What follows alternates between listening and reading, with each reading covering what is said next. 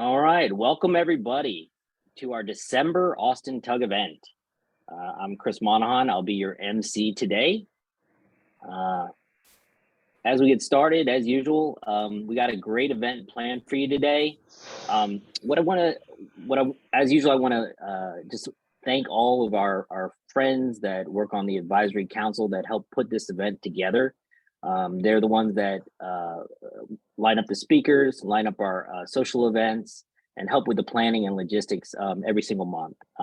So we are taking open enrollment here. If you'd like to help us with planning these tug events, please feel free to reach out to us. We need some folks that enjoy marketing, like doing social media. If you post a lot on LinkedIn or Twitter, reach out to us. We could definitely use some of the help, and it's a lot of fun. You get to network with some new folks and help us make these events better. So if you're interested, please reach out to myself or someone else on the advisory board. As I mentioned, we got a great event planned today. Here's our agenda. We're going to do some general announcements and talk about some upcoming events. And then we have our featured speaker, Adam Mico, who is the principal of data visualization and enablement over at Moderna. He's got a great presentation today around data visualization best practices for business application. So you don't want to miss that. And then stay tuned after the presentation. We're going to be doing a network breakout session. It's going to be the Ask Anyone Anything. We usually get a lot of random questions, learn a lot during those sessions. So please join us for that session after the presentation. Just a reminder, everyone, this is our meeting format. This is a live event. It is virtual. Please turn on your camera. We'd love to see your faces. We see a lot of familiar faces here every time we meet up. As customary, please observe Zoom etiquette, right? So mute if you're not speaking. And please use the chat window. We want this to be interactive. So if you have any comments or questions, please post them there. If you have questions for our speaker, please directly message Homer and he'll go ahead and collect those and we'll ask them at the end of the presentation. I'll also be putting a survey in there into the chat during our call. If you don't mind taking just 1 minute to fill out that survey, that helps us improve our events and just make our tug better. So general housekeeping, we have our January tug coming up. It's hard to believe it's the end of the year already. So with the new year, we're going to be bringing in a new event. It's going to be Neil Richards. He's with the EMEA BI lead over at JLL. So another JLL friend that's going to be presenting, and he's a Tableau visionary. So he's got a really cool presentation. So please tune in for the January tug. As far as upcoming events, we have a lot of stuff coming down the pipe. We have our December social happy hour, which is next Thursday. I'll be talking about that in a second. We also have our January tug, which is on the 12th. And then we're going to have another happy hour again in January. So if you can't get enough of us, you're going to see them. We're going to see a lot of us at these happy hours. So as far as next week goes, we have a holiday happy hour. We wanted to put something special together where all the folks that are local here in Austin can meet up and network. We've done these throughout the year. They're great. We have a lot of folks there, a lot of fun. We'll be offering, obviously, free beverages, drinks. So please come. We're going to be hosting it at Austin Beer Works. It's going to be next Thursday, December 15th, 5 to 7 p.m. And we're going to be raffling off free gift cards as well for Starbucks. So it's a really cool event. Come join us. If you have any questions, please reach out to John Burns. He's gone ahead and put this together for us. So we hope to see everyone there. Hot off the press, they just announced that they have decided on the Iron Viz finalists. So there is a event being held in the Tableau community to see who are all the qualifiers. And we're going to find out who some of the top 3 are. So please check out this event. You can register there. And then finally, this is something that's really cool that we're going to be doing at the beginning of the year. We've decided that we're going to open up a new Austin Tableau user group Slack workspace. And this is going to be a really cool forum where everybody in the community can get together and collaborate and network. So we'll have all these channels set up, especially for different discussions around general introductions, maybe content sharing, general announcements related to the group, and also discussing different topics that you guys want to see. So keep an eye out for that announcement. It's really cool. We're going to launch that here in January. So without further ado, I'd like to introduce our featured speaker, Adam Mico. Again, he's the principal of data visualization and enablement over at Moderna, and he has many accolades. You guys probably follow him throughout the community. You know, he's a data Tableau visionary, ambassador, and the first Tableau person in the community to get a golden hoodie, which is pretty cool as well. So he has a new book coming out in the beginning of next year around Tableau Desktop Specialist certification. So keep an eye out for that as well. So with that, I will turn it over to you, Adam.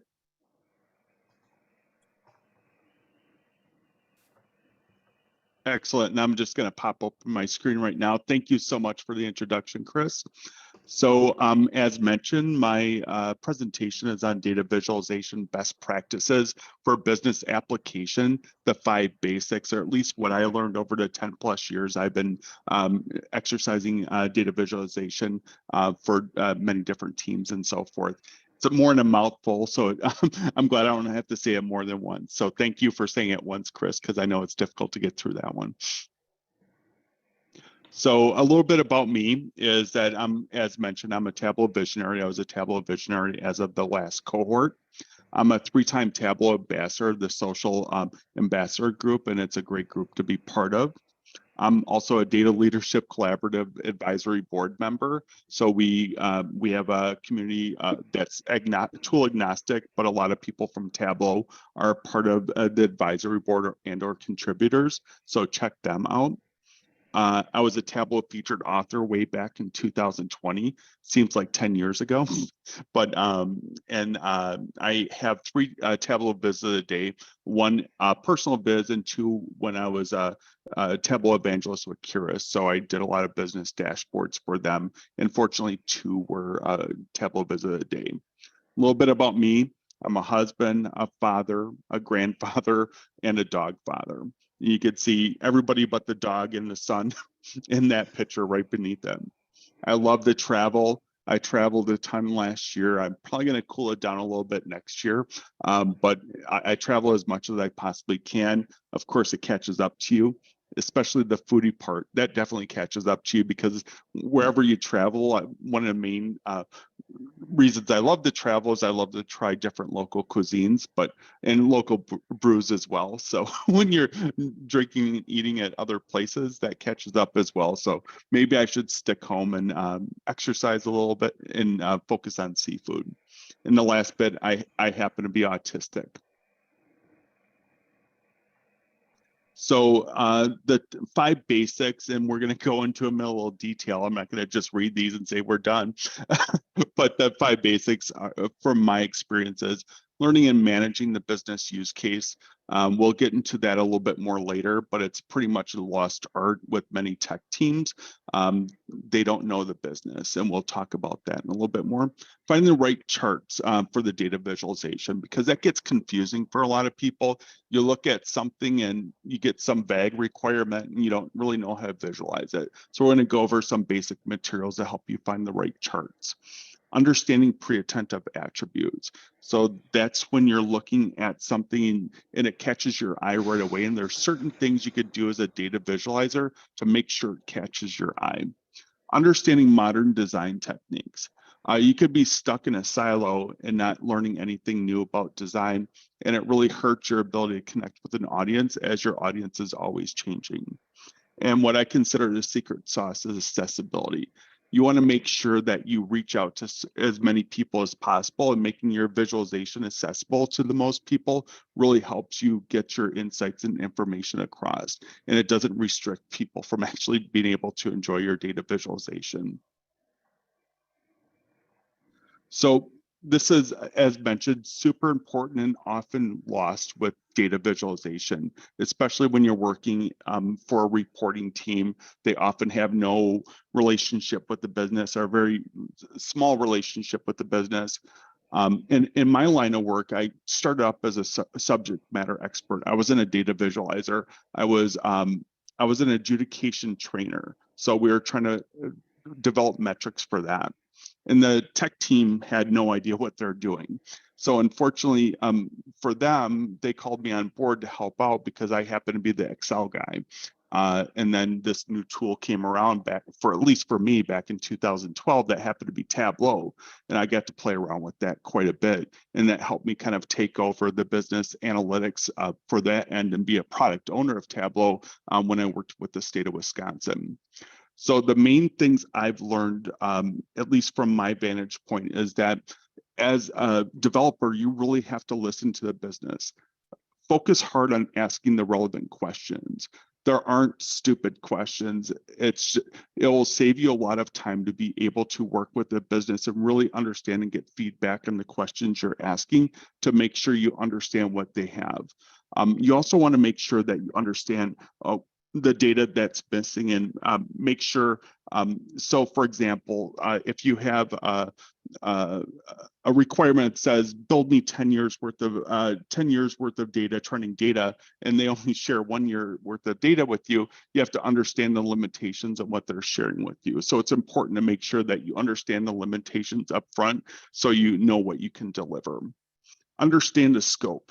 So you have to determine data needs, because what I consider the tip of the iceberg with data visualization is actually visualizing the data in a dashboard. There's so much of it that goes behind the scenes that you have to have the data, you have to model the data, you have to structure it properly for data visualization, and then you could actually visualize the data. So it's important that you understand what you need so you could help them understand the scope and don't oversell what you could deliver to your stakeholders. And then you have to determine how many partners will you need, what's the level of effort, and make sure it's very clear with them what you're willing to share with them. And listening to the business, understanding the scope, you really need to understand how to set expectations. People don't like to say this deadline is not going to cut it. We need more time to develop the data. We need more time to model and or engineer the data and or structure the data. So you really have to understand what those timelines are to help your stakeholders understand what the result is. Because you don't want to say you can deliver something in a week or two when it's going to take months, a month or months to develop for them. So it's super important to get to that point. And then, as mentioned before a little bit, you really need to verify the business questions. So when you go through the list, work back and forth with your stakeholders, develop the plan, verify the business questions that they want to see visualized in their dashboard. And finally, and if you have the opportunity, you can iterate. So good dashboards get iterated because you find something that's really impactful in the data and your stakeholders see that data and they're looking at the data and say, well, I have this idea because you could do this. And if you give them examples of what you could do and what you could show, it really sparks their curiosity. And that curiosity can give you great opportunity to iterate and show the business value. It's always a bad sign if they don't have any ideas on how to improve or change it, because oftentimes they're not going to use your dashboard. So although it's a necessary evil, it's a great evil to have if they're asking you to make updates or show more. Could you show this? Could you show that? Because you're really sparking their curiosity, and it's most likely going to be a dashboard that they're going to go back to time and time again. And finally, support. Oftentimes, if you work as a consultant, you can only do short-term support. And what I consider short-term support is provide instructions. Oftentimes, those instructions are right on the data visualization. A lot of people are threatened when they see a data visualization. They're coming from the world of PowerPoint or Excel and so forth. So the problem is that they look at a data visualization that has a lot of filters and a lot of charts on it. They don't know where to start. So it's essential to make sure that you give them the opportunity to look at the help and be able to see on a dashboard where the help is. And I could show you a little bit about that near the end of kind of what I do in that particular case. Other things is provide data dictionary and information about sourcing and so forth to help the next people support the project, as if you're a short-term consultant or you're only there to build a basic visualization. If you are able to do a long-term support, so let's say you work internally with the company, or if you're a long-term contractor, monitoring usage and seeking feedback. So it's okay to poll the stakeholders to see what's really interesting about that data visualization, or what can we do to improve the data visualization to make sure they're engaged. And when you're working with Tableau, if you're on the server online, there's many ways where you could see the usage and how many people are accessing the dashboard and how frequently they are. So I encourage anybody with that access to go ahead and do that and to make sure that people are engaged with their dashboards in order to get the support that your stakeholders need and to make sure your efforts are worthwhile. So finding the right chart choice, and let me take a sip real quick, I apologize. There are many different examples to draw from, but if you're using Tableau, Tableau provides a nice little pocket guide, but I'm not going to show you the Tableau version because Chartio even provides a better one. So I'm just going to pop up that example real quickly up here. So, and if you could share that, I'll post this in the chat real quick.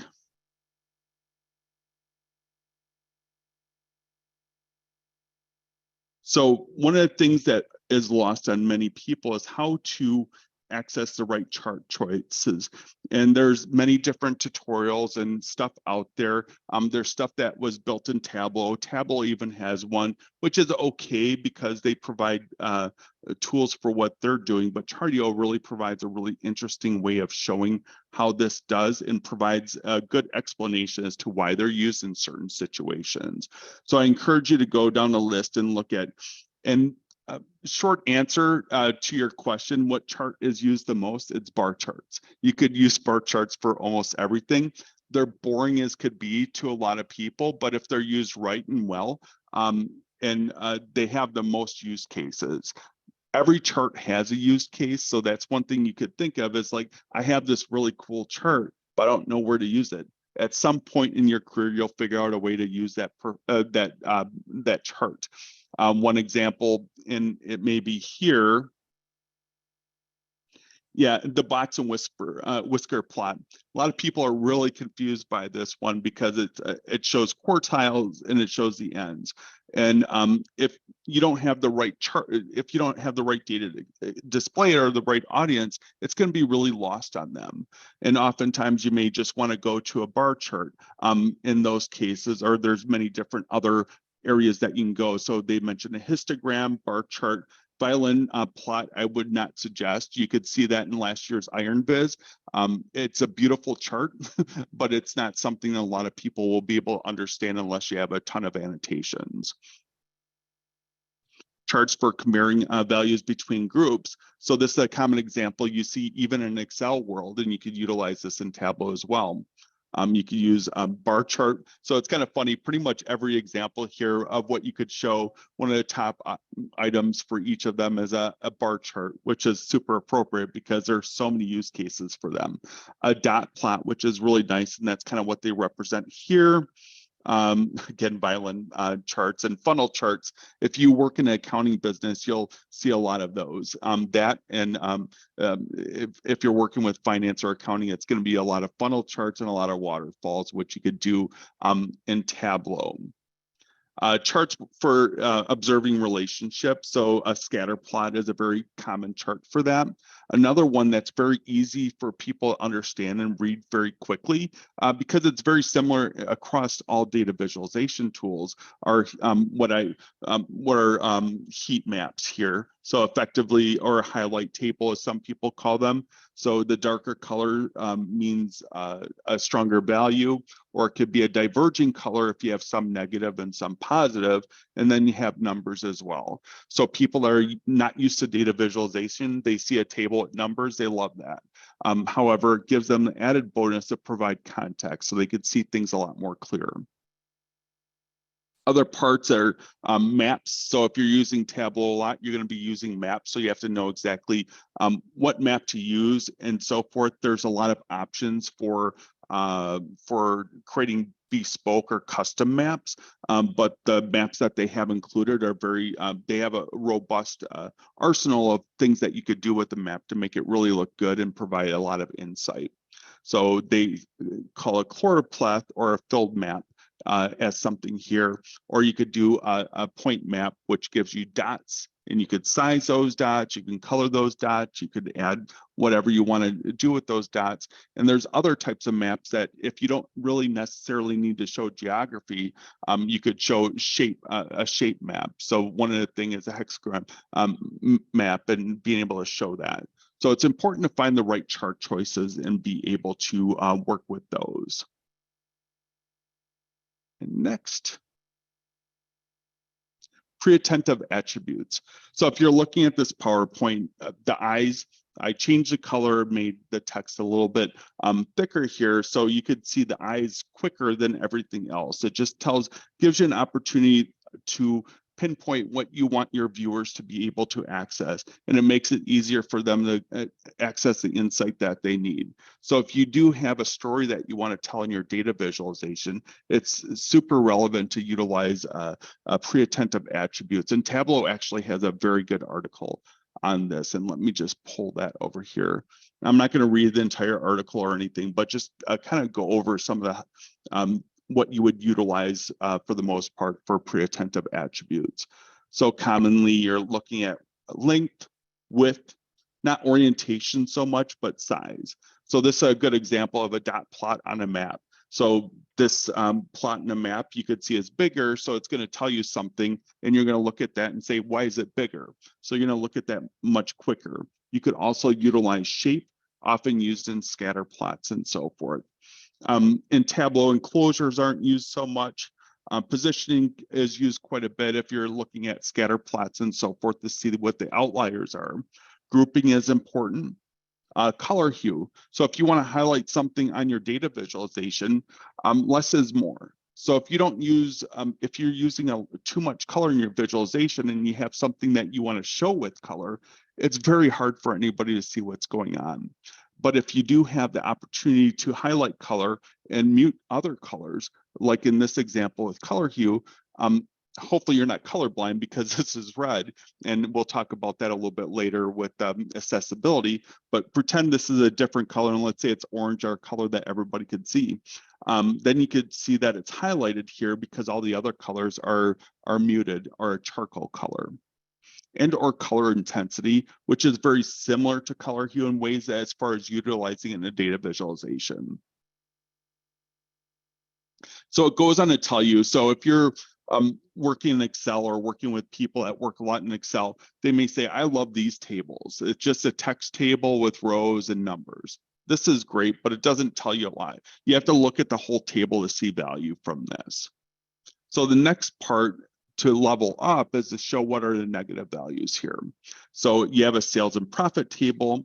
So everything in a profit is muted gray, but then you could see a different color as well as another visual encoder that's indicating that, hey, it's in parentheses, so it's a negative. But that's not going far enough because you still have to kind of dig around to see what's going on. And you don't have context. You know, this may be this may be less, but what is it compared to the highest value here? So when you have a highlight table, you could really see the scale. So you could see colors by sales and then profit. So if it's negative profit, you could see right away, this is not doing me really well. So it's an East region, it's here, so you could just pinpoint it and see it very quickly. However, the table thing is nice, but if you could highlight it in the bar chart, it's a lot easier to see and visually kind of identify what you're looking at. So if you utilize a bar chart, and what I would use in this case, and they're not doing here, is that they're not putting labels on. I generally use labels in case people have trouble with the color that I'm presenting. So if I have something with a color scheme, at every opportunity I have, I try to utilize what you call it, a label for those bars so people could see the numbers as well. Because people like to see the numbers, especially if the relationship is very close. To a lot of people, this and this may be close in sales, so it'd be nice to see that in sales. You could see this a negative profit, but you don't see the sales value here or understand what is less or what is more and what you need to focus on analytically. And then let me close out of this. So that's why it's important to have a little bit more on preattentive attributes. So next up, we're going to go into modern design techniques. So I'll tell you a little bit, a story here is when I started in data visualization, I joined the community. I was working with Tableau for about 4 to 5 years as a data analyst. And as a data analyst, I was comfortable with the analytics part of it, but my design was awful. And I didn't realize it until I joined the community and I saw what was going on here. So back in last year, I created a blog post because when you're working with infographics and design, it's almost like the soft skills of data visualization, where the analytical portion of it is the hard skills. And a lot of times when you're working with the hard skills, you don't understand why the soft skills are so important, just like in pretty much any job that you're working on, especially as an analyst. So I just kind of cover what I learned as far as being able to go in, and I'll just go ahead and share this in the chat real quick. So what I learned when I joined the data fam community in Tableau and worked with them and saw so many people sharing some great infographics. So a lot of people are focused exclusively on infographics, but many people look at business dashboards, especially those that are not in the community.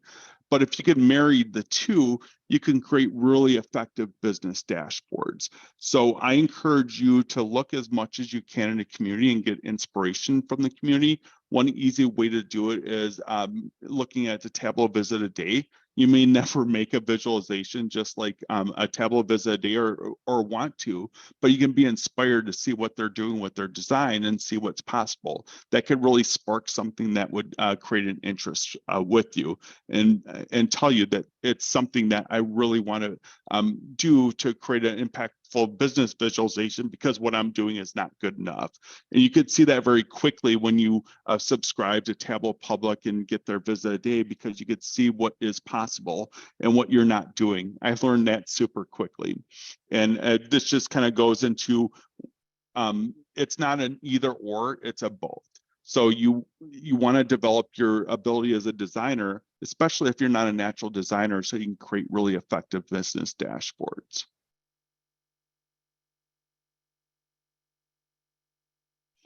And finally, the secret sauce is accessibility. So you want to limit the obstacles to engagement.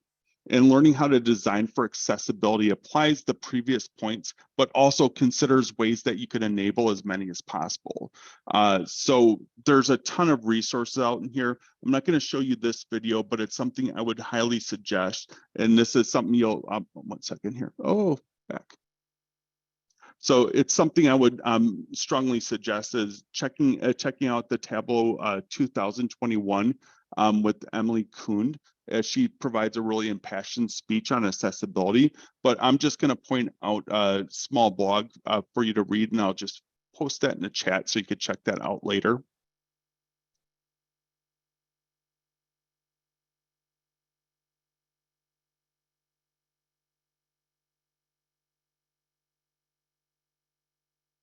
So it provides a nice highlight of 10 guidelines for data viz accessibility. I'm just going to cover briefly a couple of these, and I apologize about the scrolling. So if you can provide a text summary of the visualization, so you want to make sure that you provide a high level overview of what they're seeing, so they don't have to dig and have to try to figure out exactly what they're looking at. So you want to make sure that you have the opportunity to provide for charts, be able to provide a summary of what's there, provide annotations, which will really help the users understand what's going on. If you have the ability to provide, put text on the side of a chart, that may be helpful to help people understand the analytics end of it. So many people like to utilize tables. A lot of times in modern data visualization, if you're utilizing tables, that's kind of frowned upon because it's not very infographic-y and it makes your visualization kind of look clunky. But there are ways around it. What I tend to do in many cases for business dashboards is creating a supplemental table or a dashboard so you could access those tables. Or I create a table but include some charting on it, which I'll show you in a bit.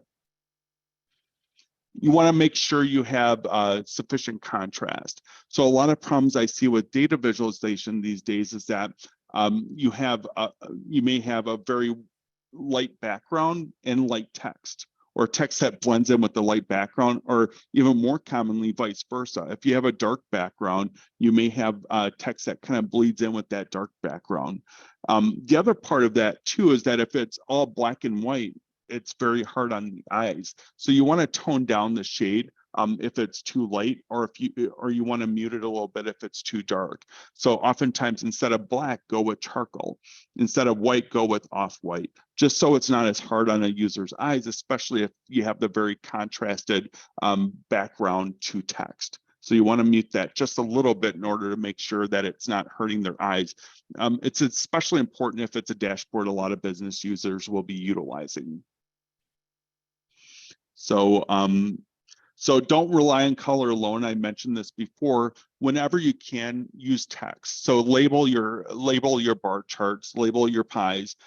Don't just show color keys and call it the day. People are just going to be lost and not know where to go. A lot of people really depend on those numbers, and it gives them insight a lot quicker. Huge thing on Tableau dashboards, and I'll mention this. You generally want your text to be at least 12 font. I cheat, I go 10 font sometimes, but you see a lot of dashboards, especially in the business world, when you don't want a scrollable dashboard, you go down to 8 font. You can barely read what's going on, or they use some sort of funky text like Comic Sans or something ridiculous like that, where if there's a lot of text there, it's very difficult to read. So it's important that when you're working on a data visualization to make sure, hey, for one, make sure that text is large enough for people to read, and two, that it's an accessible text. And Emily Kuhn, in the video that is part of the slides, I'm sure Chris and them will share with you later, talks about Moderna as being one of the most readable fonts. A lot of people use Arial or other fonts, but she points out where those fonts are hard to read, especially with L's and I's. So it's important that you help your readers understand what they're reading and have less issues with their being able to apply what they're learning. You don't want to make the most complicated wording out of data visualization. Don't use super technical jargon. If you can't get away from it, I would highly advise you create a data dictionary and have it hoverable on your dashboard so people understand what you're talking about. Because if they're looking at a dashboard and they don't understand any of the words, they're not going to use it again.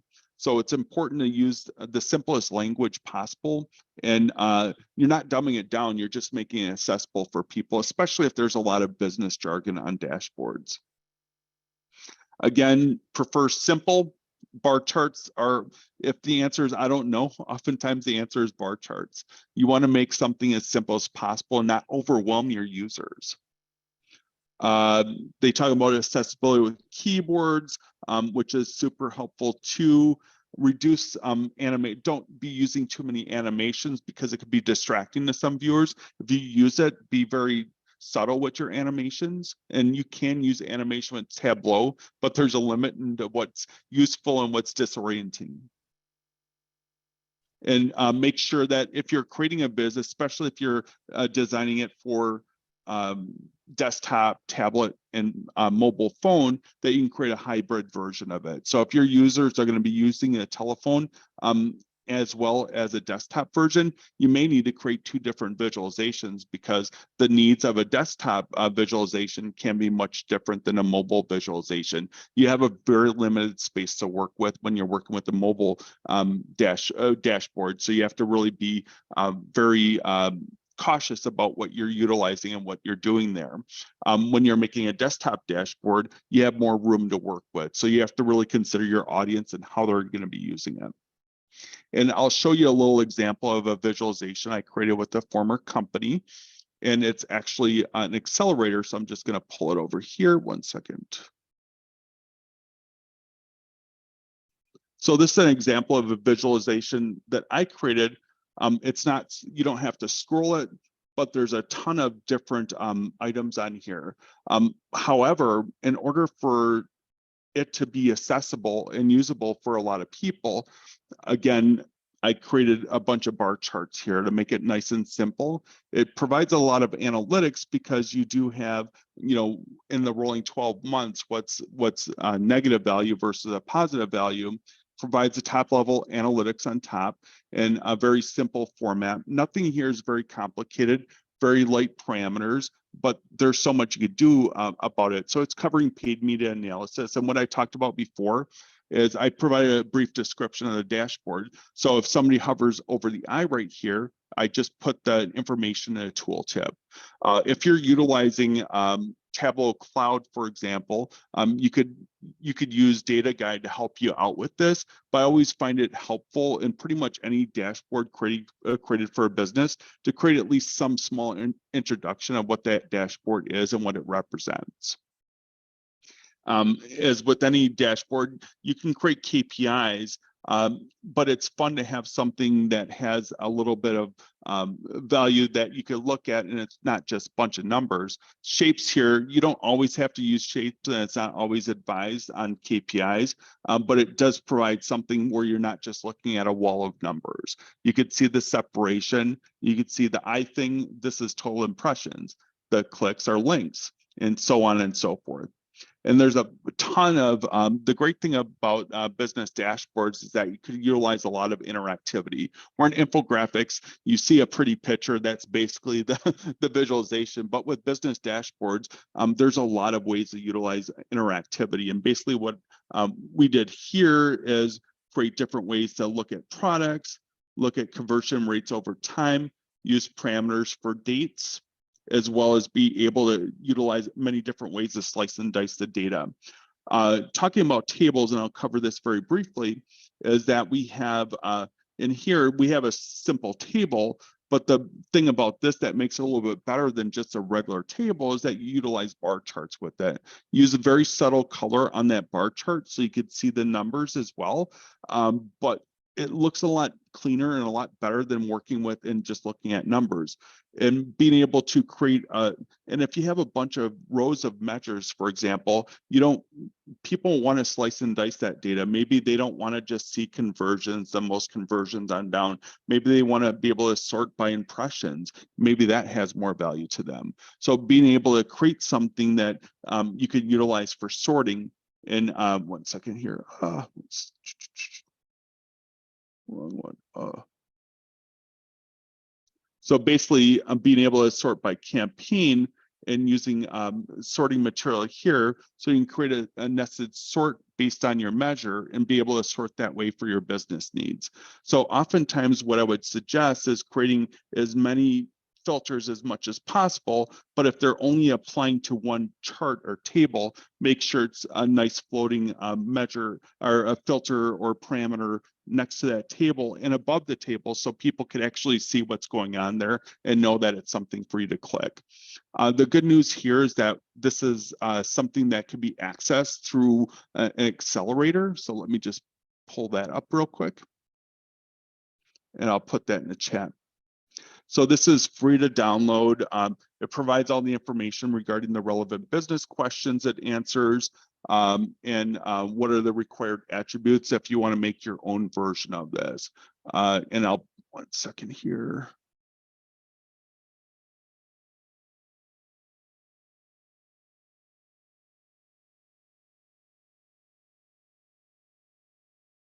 So if you want to download it, go ahead and play around with it and see what you could do with it. There's a lot of interactivity and fun that could be had with it, especially working with the calculations that are used to sort and restrict the data that you're working with. There aren't too many parameters, which is great. So it reduces the issues as far as people are scared to death of parameters. I consider them more like superheroes, but they need a wingman to help them in order to work. So they have a lot of powers, but if you don't know how to use them and utilize them correctly, it gets really confusing to people, especially starting out with Tableau. So utilizing as much as you can with calculations, as long as it doesn't impact your performance, is great. But other times parameters could do the trick as well. Any questions?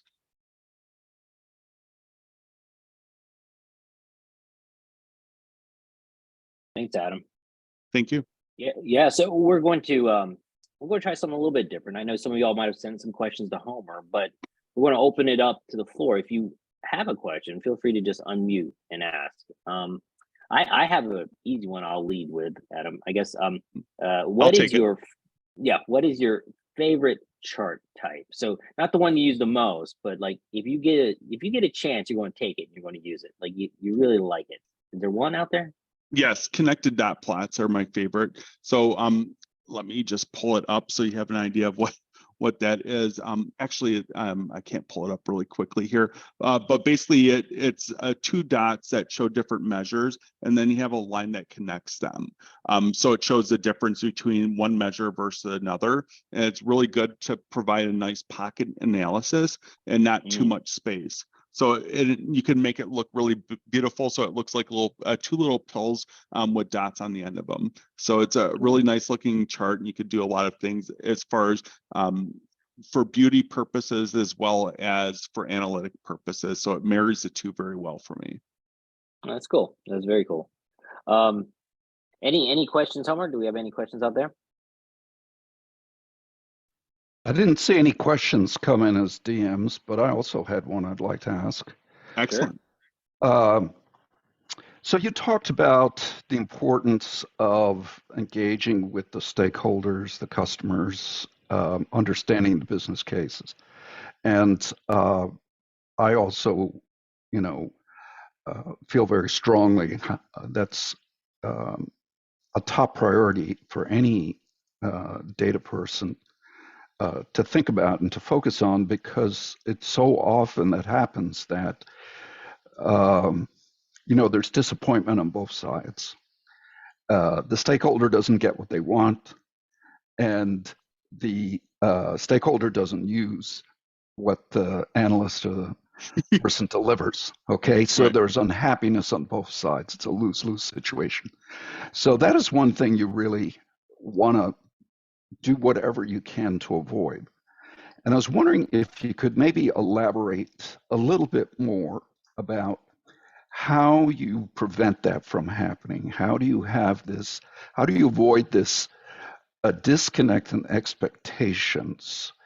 For example, would you employ maybe some user experience design methodologies and have a sense like wireframes or mock-ups of the graphs, the dashboard, or whatever the deliverable is, and have frequent reviews with feedback? That would be one approach. Or take like maybe an agile project management technique and build these dashboards up iteratively. So you put one or two charts on it, you have a review, you put a couple more charts on, you have a review. It's possible the second two charts have an impact on the first two charts. You may want to like change some colors or something. I'm just trying to throw some ideas out there. So it depends it really depends on the dynamic. The perfect world is that you would have in teams, and you would be able to have a stand up and be able to shadow a business for a while to really understand what their business is and be able to understand the questions, so you could have better informed questions to ask the business stakeholders. Many times you don't have that opportunity. So consistency, having a point person on both the technical side and the business side is super helpful. Being able to engage an SME to be able to work with and bounce ideas off of, to understand what their business needs are, because oftentimes they don't even know what's going on and what is possible with development.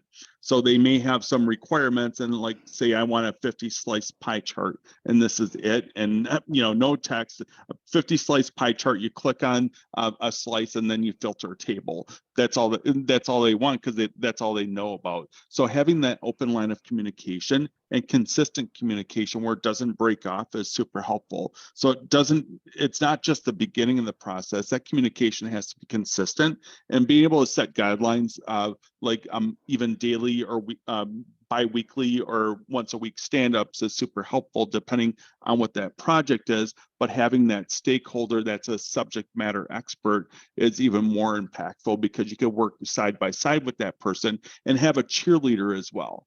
So it's not an us against them situation. You really want somebody that will work with you and be a cheerleader for what you're doing and make sure that people are engaged. That's kind of like the blueprint approach of being able to work with people to make sure that, hey, they're going to use this chart because this a powerful sponsor or subject matter expert is really hyping up the chart and help you get to the point where people are excited about using it, and it's been very vetted by the business, so they understand what they're getting and they have the right chart choices and the right data to provide the analysis that they need. Okay, that's great. I've actually been in that position of being that cheerleader, that internal advocate for an external vendor Right. that was doing some analytics work for us. And I can certainly relate to the benefit that there is to both sides of having that Right. intermediary, that's me, that understands both the business and the product that's being delivered. I have a couple of questions here from our Excellent. audience, Chris.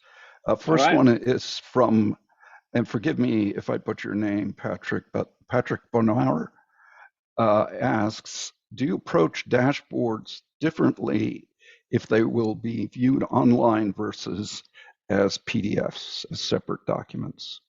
Right. And that's a great question.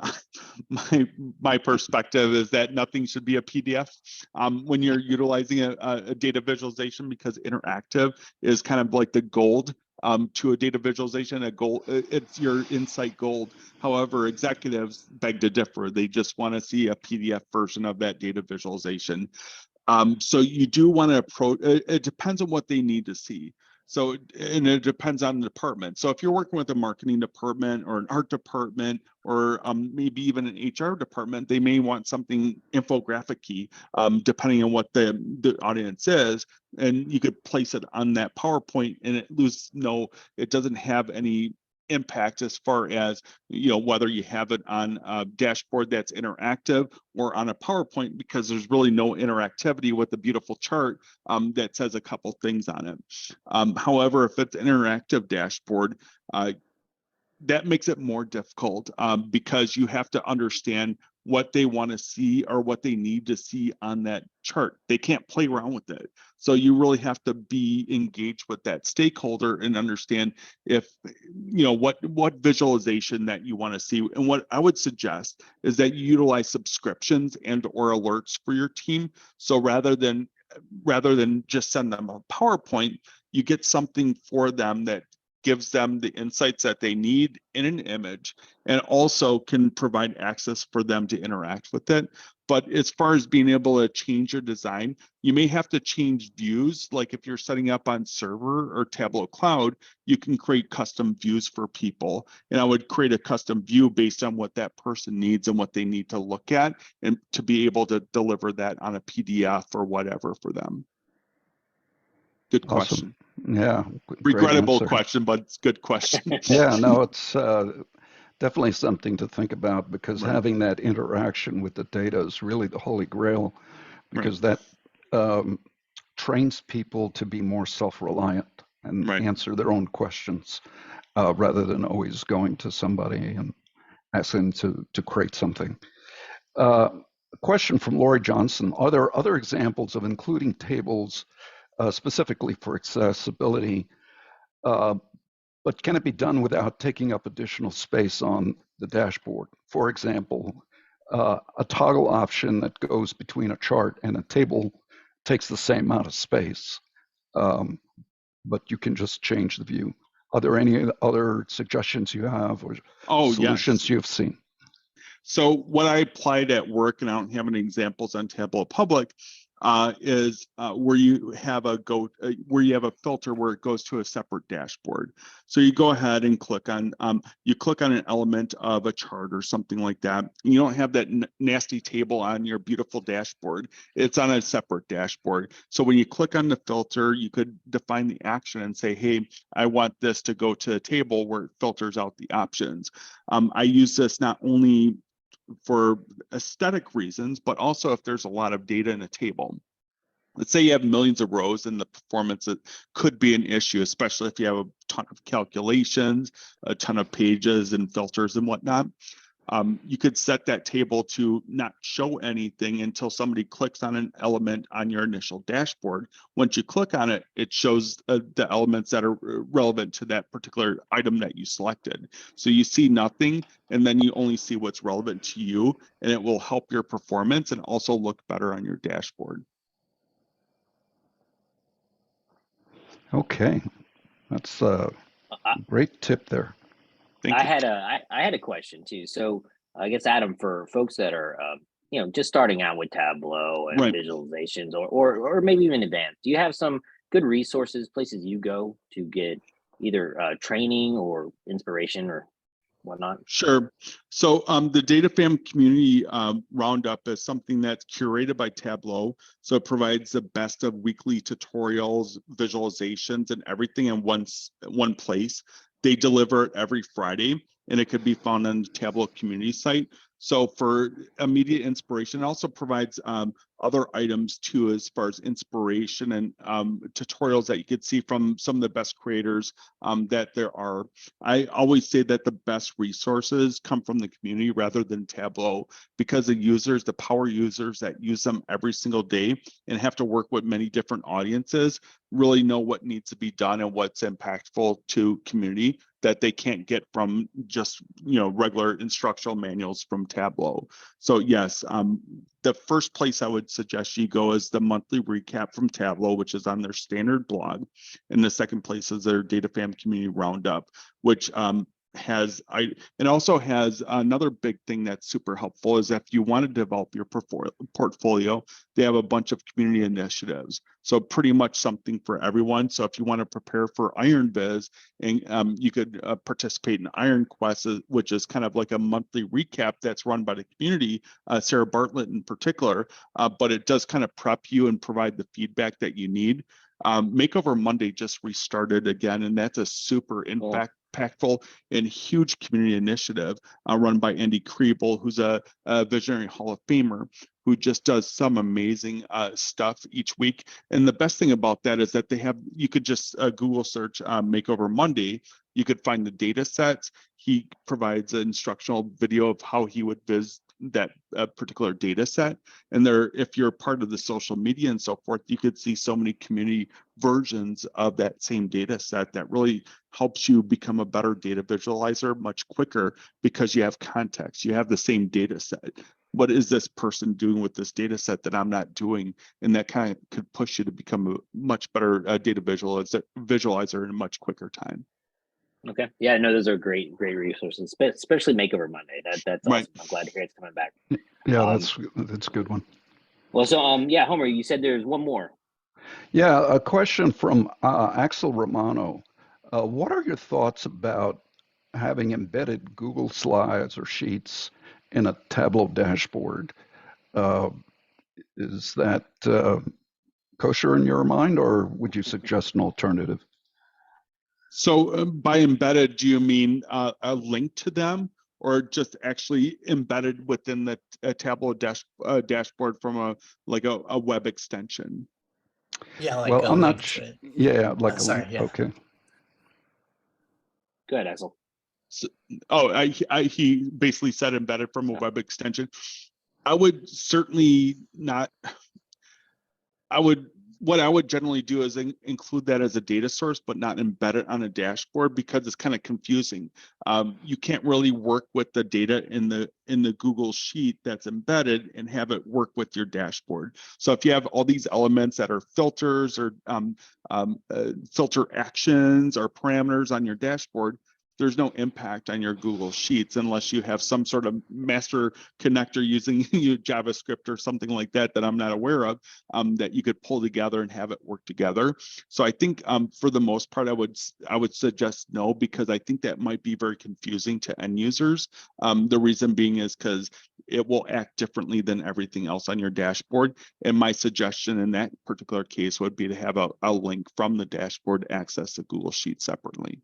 So they don't think it's one of the same. It doesn't, because it won't have the same interactive properties. And that's really confusing to many end users. Yeah. So if I click on this, piece in the Google Sheet, why isn't it changing my chart over here? When I click on the chart, it changes every other chart. So that could be really difficult unless they understand that going in. But again, the learning curve for a lot of people and the confusion it may cause, especially those that are very new to data visualization, may be a huge hill to climb. But really good question.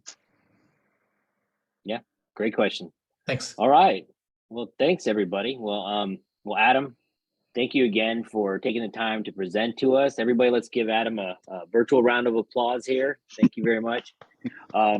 We really appreciate it, and good luck on the new book. We're looking forward to it. Can't wait to see it. Very good. Thank you, everyone. Thanks, Austin. All right. Thank you. All right. So let's see here. So just as a recap, guys, everybody, we do have our holiday happy hour. That's going to be next Thursday. It's going to be 5 to 7 o'clock. So please show up, be ready to have some fun and network and meet some other friends that are in the community here. We are again doing a raffle, a couple of $20 Starbucks gift cards. It's going to be at Austin Beer Works, right sort of north here, north of Austin. So it's real easy to get to. You won't have to battle too much traffic. So looking forward to seeing everyone there. Now for our next event, we're going to do our network breakout session. It's the Ask Anyone Anything. So this is sort of just a little forum where we all get together and ask any sort of questions related to Tableau, and it's a good little networking opportunity. So for those of you that aren't familiar how it works, I'm going to go ahead and open up our breakout room, and those that want to join can join. Simply go to the bottom of your Zoom there, and you should see a breakout room icon, and from there you should see a little join icon next to the room called Ask Anyone Anything.